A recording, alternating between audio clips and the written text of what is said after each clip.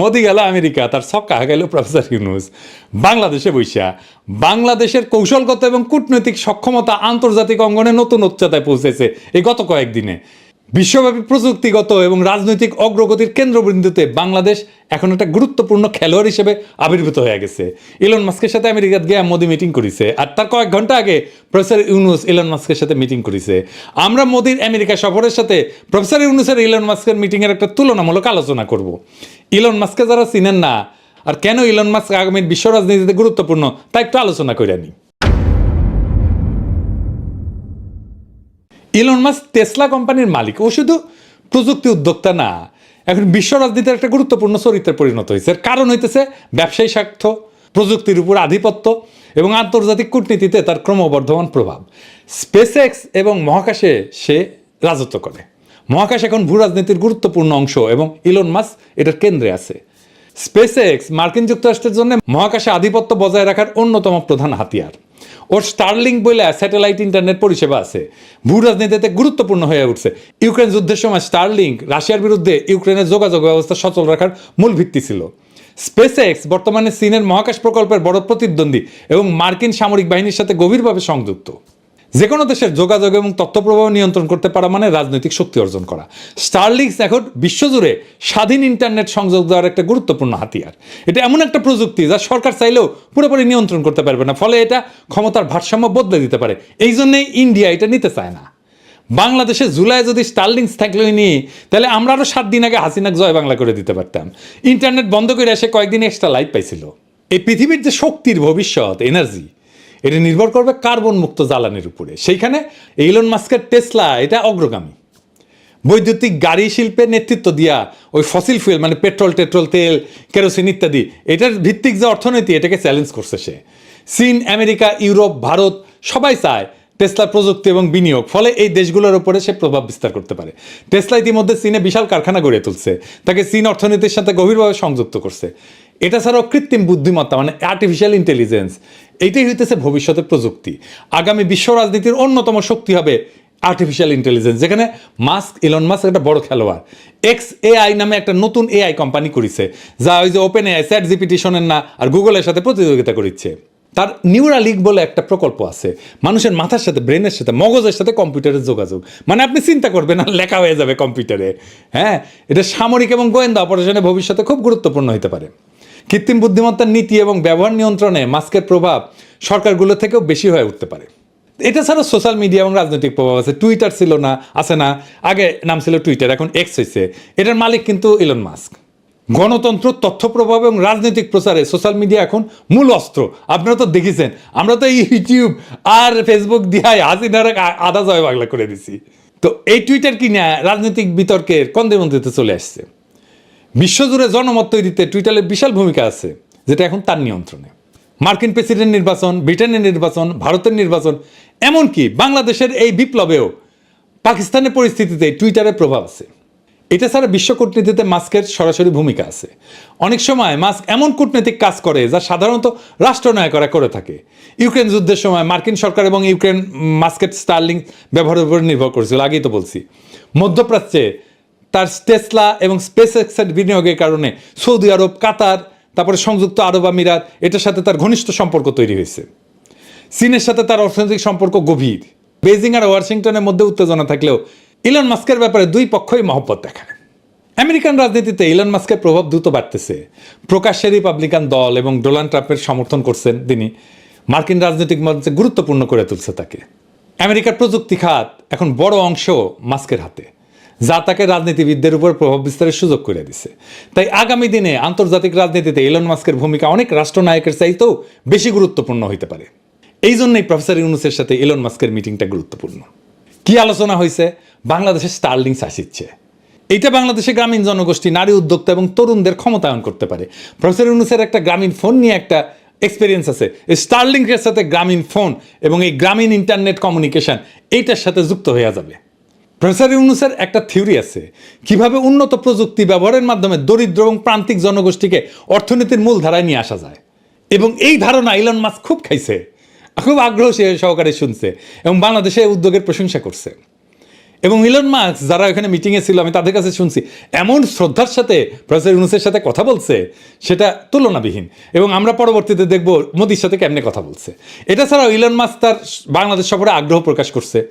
আন্তর্জাতিক পর্যায়ে বাংলাদেশের গুরুত্বকে প্রতিষ্ঠিত করবে ইলন মাস্ক যদি আসে। এইটাই প্রমাণ করে যে বিশ্ব প্রযুক্তি অঙ্গনের অন্যতম প্রধান নেতা বাংলাদেশকে গুরুত্ব সহকারে বিবেচনা করতেছে।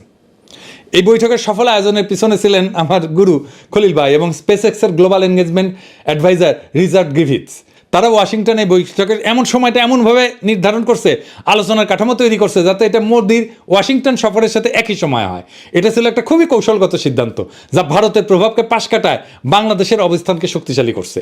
এইখানে নরেন্দ্র মোদির ব্যর্থতা কি? মানে আমেরিকা সফরে ইলন মাস্ক এবং ট্রাম্পের সাথে মিটিংয়ে, এটা একটা কূটনৈতিক বিপর্যয়। আসেন কূটনৈতিক বিপর্যয়টা কি এটা একটু বুঝে দেখি।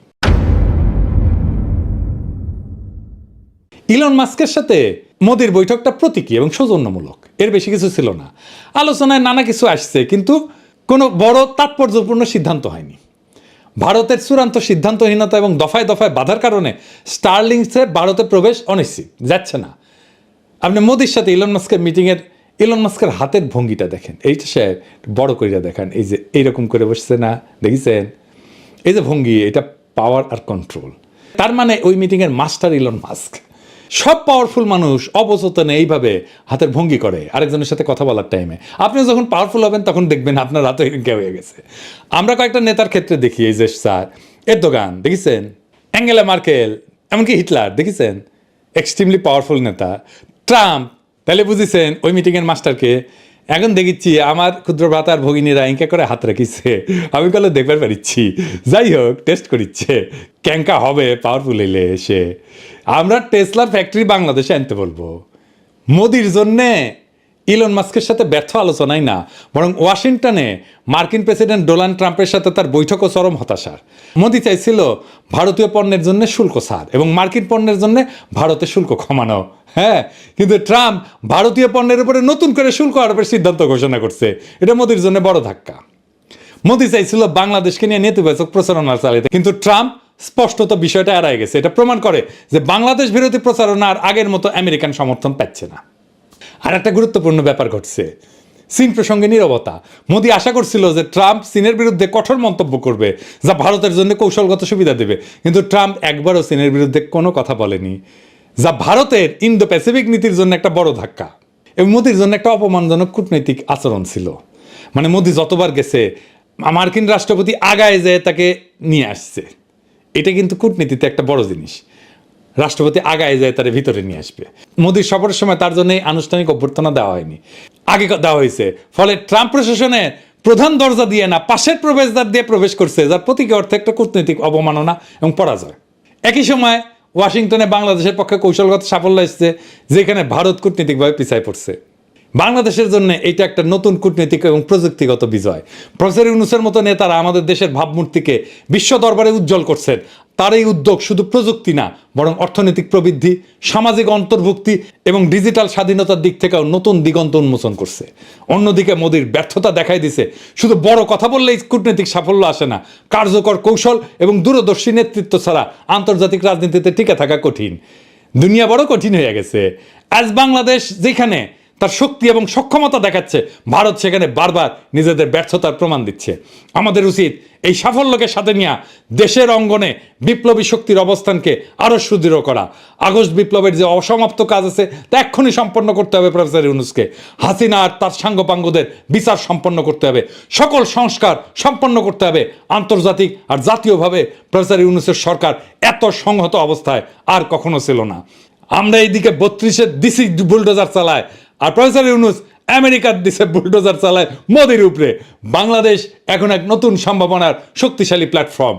আমরা আগস্ট বিপ্লবকে ব্যর্থ হইতে দিইনি, আমরা আগায় নিছি নতুন নতুন বিজয় দিয়া বাধাকে মোকাবেলা কইরা। জনগণের প্রবল দেশপ্রেম আর প্রফেসর ইউনূসের অতুলনীয় দক্ষতা দিয়া আমাদের বিপ্লবকে রক্ষা করতেই হবে আর আগায় নিতে হবে সামনে। হাসিনার আমলে পুলিশ সরাসরি গুলি কইরা মানুষ মারত, সেই একই পুলিশ আজকে দেখেন ছত্রভঙ্গ করতেছে। দেখেন দেখেন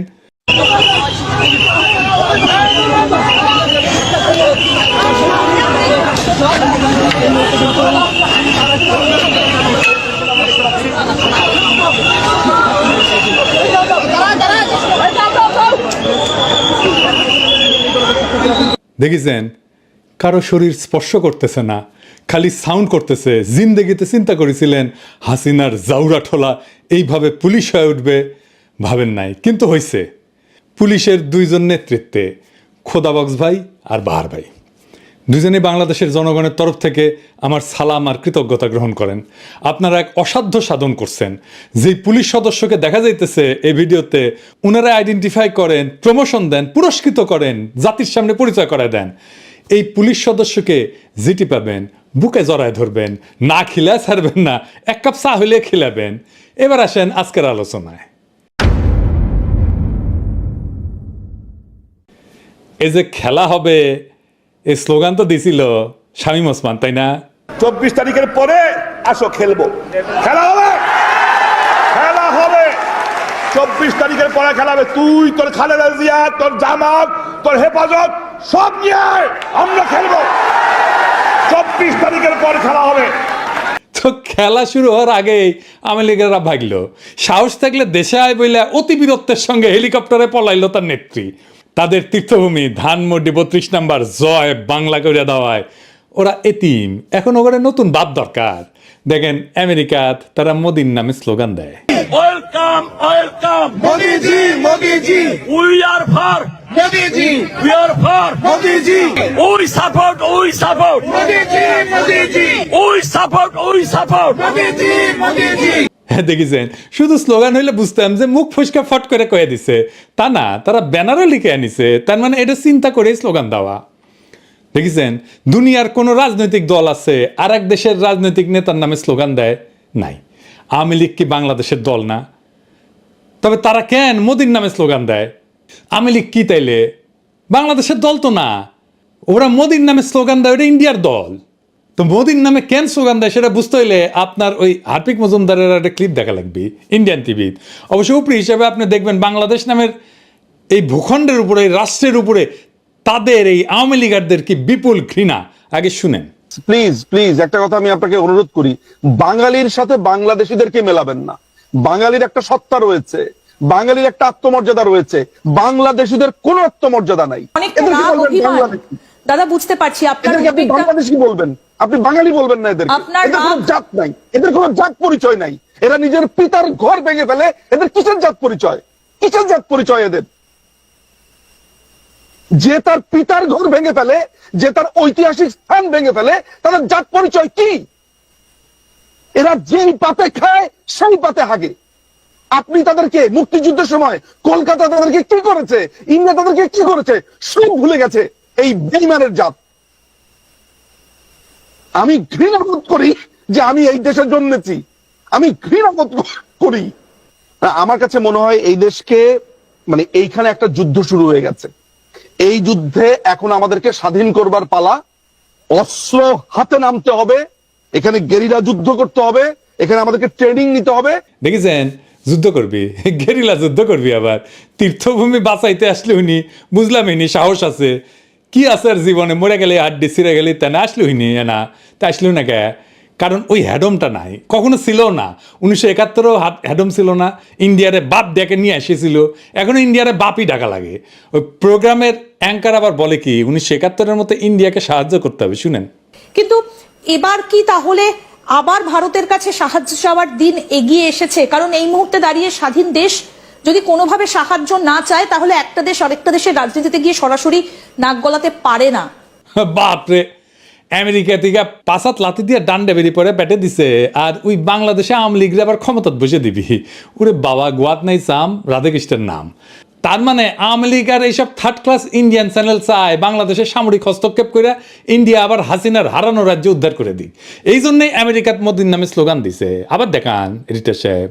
welcome welcome Modiji Modiji, we are for Modiji, we are for Modiji, we are for Sheikh Hasina, we are for Sheikh Hasina, Sheikh Hasina, we support Modiji Modiji, we support Modiji Modiji, we support মোদিজি মোদিজি। আবার দেখেন সে কয় আমাদের নাকি লজ্জা নাই। হার্পিক মজুমদার কয় আমাদের কোনো লজ্জা বোধ নেই, কিচ্ছু নেই। আমরা আমাদের মহামনীষীদেরকে ঠিক এভাবে ট্রিট করি। মাত্র 6 মাস আগে পাখির মতো গুলি করে বাচ্চা বাচ্চা ছেলে মেয়েগুলোকে মাইরা ফেলাইলো, হেলিকপ্টার থেকে গুলি করলো, ব্লক রেড দিয়ে তুলে নিয়ে গেল, জাতিসংঘের রিপোর্ট আসলো। এর চাইতে বড় আন্তর্জাতিক প্রমাণ আর কি হইতে পারে? তাও ওদের লজ্জা নাই, বিন্দু মাত্র অনুশোচনা নাই, আবার উল্টে আমাদেরকে বলে লজ্জা নাই। কেমন জাউরা দেখেন। এইসব জাউরাদের জন্য গণতান্ত্রিক অধিকার চায় আবার অনেকে। ফ্যাসিস্টদের গণতান্ত্রিক অধিকার বা প্রোটেকশন দেওয়া হচ্ছে আর একটা সুশীল জাউরামো। একটা কথা আমাদের পরিষ্কার করে বোঝা উচিত, বাংলাদেশ রাষ্ট্রের ফ্যাসিজম বিচার করার আইন নাই। গণতন্ত্র সুশীলতা দিয়া আপনি ফ্যাসিজম ডিল করতে গেলে আপনি পরাজিত হবেন, লিখে রাখেন। আপনি মরিছেন ফ্যাসিস্টের সাথে সুশীলতা করতে গেলে মরিছেন। আমলি কি সেটা আপনারা দেখা, এটা ছোট ক্লিপ দেয়া।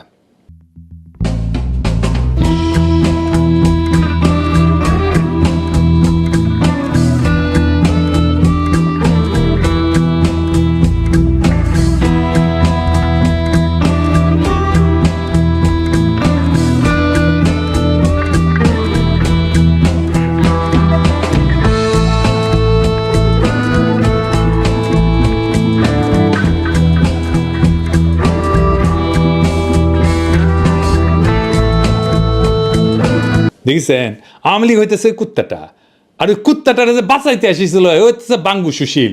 মারা খাবি ওই, আওয়ামী লীগের হাতেই মারা খাবি ওই। একজন ফ্যাসিস্ট নেতা কি গণতন্ত্রে বিশ্বাস করে? বাক স্বাধীনতা আস্থা রাখে না? রাখে না। আপনি গণতন্ত্রের প্যারাডাইমে ফ্যাসিজমকে আনতেই পারবেন না, ওটা ফ্যাসিজমের জায়গা না। দ্বিতীয় বিশ্বযুদ্ধের পর জার্মান নির্বাচন কখন হয়েছিল? প্রথম নির্বাচন হয়েছিল 14ই আগস্ট 1449 সালে, হিটলারের পতনের 4 বছর পরে। তো যুদ্ধের পর তারা কি করলো? বিশেষ আইন করে ফ্যাসিস্টদের বিচার করলো। রিপাবলিকের সাধারণ গণতান্ত্রিক আইনে ফ্যাসিস্টদের বিচার সম্ভব ছিল না।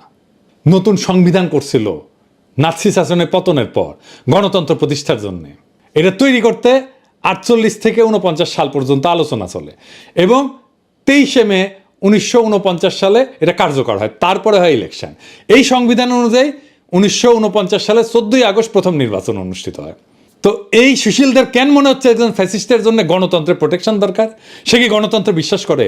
সে কি জয় বাংলা বলা বন্ধ করবে? সে কি জঙ্গি, পাকিস্তানের বীজ, মব, তৌহিদ, জনতা এই সমস্ত বইলা আমাদের মুখে থুতু দেওয়া বন্ধ করবে? ফ্যাসিস্টদের গণতান্ত্রিক অধিকার বা আইনের প্রোটেকশন দেওয়া আপনার হচ্ছে সুশীল জাউরামো। মনে রাখবেন, ফ্যাসিস্ট বাক কেন কোনো স্বাধীনতাতেই বিশ্বাস করে না। সে আপনার গণতান্ত্রিক উদারতার সুযোগ নিয়ে তার অগণতান্ত্রিক মতবাদ প্রতিষ্ঠিত করবে। এটাই ফ্যাসিস্ট। ফ্যাসিস্টের কোনো বাক স্বাধীনতা নাই, কোনো গণতান্ত্রিক আইনি অধিকার নাই। ফ্যাসিস্টকে সাধারণ নাগরিক বা মানুষ হিসাবে ডিল করতে গেলে আপনি বিপদে পড়বেন। আমাদের পরিষ্কার হইতে হবে যে উগ্র হিন্দুত্ববাদ আর বাঙালি জাতীয়তাবাদ একই জিনিস। উগ্র হিন্দুত্ববাদ আর বাঙালি জাতীয়তাবাদ দুইটাই ফ্যাসিজম। এই প্রেক্ষিত সামনে রেখা বইমেলার ঘটনাটা দেখে আসেন। এদের সব্যসাচীর টল দিল। সব্যসাচীর স্টল দেওয়া তো দূরস্থান, মুক্তভাবে ঘোরাফেরা করে কিভাবে ওই আমার বুঝে আসে না। তারপর কয়েকজন ছেলে সঙ্গত কারণে ভদ্র ভাষায় জবাবদিহি দাবি যখন করলো, সেই বাচ্চাদের চর মানলো, জয় বাংলা স্লোগান দিল। সামনে এই সাহস করতে আসছে, কারণ সে জানে বাংলাদেশের বাঙ্গু সুশীল জাউরাদের বাম্পার ফলন হয়েছে। সে জানে ইন্ডিয়ান মিডিয়ার প্রোটেকশন পাবে। সে জানে ইন্ডিয়ার দালাল বাঙ্গু সুশীলেরা আত্মগ্লানিতেই মরে যাবে এই ঘটনায়। গণতন্ত্র আর বাক স্বাধীনতার কথা বললে তাদের বিচি কান্দে উঠে যায়। আবার বলতেছি, গণতান্ত্রিক আইনে ফ্যাসিজম ডিল করা যায় না। তাহলে তো ফ্যাসিজম সরাইতে বিপ্লব লাগতো না, সুমা দিয়ে হারমোনিয়াম বাজায় সরাই দিতে পারতেন, ইলেকশন করে সরাই দিতে পারতেন, এত রক্ত তো দেওয়া লাগতো না। ফ্যাসিস্ট একটাই ভাষা বোঝে, তা হইতেছে মাইরের ভাষা। ওদের সাথে এই ভাষায় কথা বলতে হবে। সেই ভাষায় কথা বলছি আমরা 32 নম্বরে, দরকার হলে আবারও বলবো। এই যে কথা কামাল আমাকে নিয়ে কইছে আমি কেন দেশে আসি না। হ্যাঁ শুনান, এই দেশে আমি কথা পাচ্ছি, যদিও আমি মানে পিনাকি অথবা মানে অন্য যারা আছে বিদেশি ওদের নিয়ে কথা বলতে তোমাকে স্বাচ্ছন্দ্য বোধ করি না। কারণ আমার কাছে মনে হয় যে ওনারা যদি প্রকৃতই দেশপ্রেমিক হতেন তাহলে তারা দেশে এসেই কথা বলতেন। দূরের থেকে অনেক কিছু বলা যাক, দেশে আসছেন না কেন ওনারা? কথা কামাল আসবো হ্যাঁ, এত তলা হইলে চলবে? আমার আগে দেশ ছাড়িয়েছেন তারেক রহমান, উনি না ফিরলে আমি কেমনে ফিরি? আগে বেদ্যবি হয়ে যাবে না? আমারে যদি এতই দরকার হয় উনারা ফেরাও, তারপরে আমি যাই। আমি তো তোমার মতো বেদ্যব না, মুরব্বীদের সম্মান করি। উনি আসুক, তারপরে আমি যাবো শিশির করিয়া। 32 নম্বরে বুলডোজার চালানোর পরে অনেক উত্তেজিত হইয়া টুঙ্গিপাড়া যাইতেছে। তো সেদিন দেখলাম একজন বাকশালী টুঙ্গিপাড়ায় গিয়ে ভিডিও করিচ্ছে যে সাহস থাকলে আয় টুঙ্গিপাড়ায়, চ্যালেঞ্জ দিস না বাপ। আমরা করলে ডাবল জারমে জানি, উঠি মিছিল করে যাবি না কেউ ব্যাংক প্যার। কোনো রাজনৈতিক দল যদি নির্বাচনী ম্যানিফেস্টো প্রথম দফা রাখে নির্বাচিত হলে আকাশ থেকে বোমা মেরা টুঙ্গিপাড়া 32 নম্বর করে দিমু, তাহলে ওই দল কলে জিতবি। গণরায় নিয়ে এই কাম করবি। যদি সত্যি আওয়ামী লীগ করবার চাস তাহলে জাউরামো বন্ধ কইরা অনুশোচনা কইরা সমাজে মিশ, গেরিলা যুদ্ধ এক করে আন্দাই দিব টুঙ্গিপাড়া সহ। তাকে থাকে মোদির দিকে আর আসিছে গেরিলা যুদ্ধের হাউস নিয়া। মোদির কি অবস্থা জানিস? আমেরিকার তো গেছিল, কি হয়েছে সেটি আসেন দেখি।